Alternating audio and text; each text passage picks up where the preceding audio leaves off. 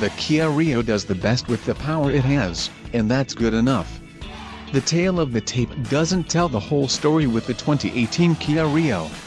On paper, the Rio is down on power with the same number of gears, and the same ride setup that earned the outgoing model a substandard score last year.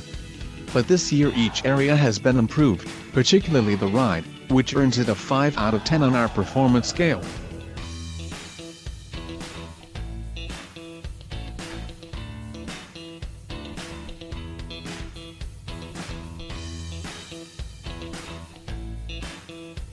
The suspension of the Kia Rio hasn't changed from its struts up front and rear twist beam combo from last year, but the ride has been made more compliant by revised spring and damper settings that soak up more road imperfections. Those modified settings are helped with unambitious 15-inch wheels with plenty of sidewall give that are standard on every trim level. The Rio still sports an unexciting 1.6-liter inline-4 that now makes 130 horsepower and 119 pound-feet of torque, which are down 8 horsepower and 4 pounds-ft from the outgoing model.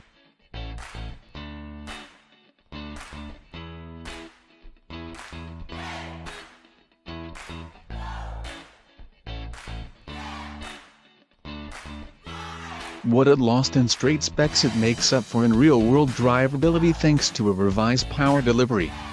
The engine sports more lower-end grunt than the outgoing model, which helps the Rio feel brighter in stop-and-go traffic than its predecessor. It won't win many drag races, or any of them, but it's far more livable than the outgoing model.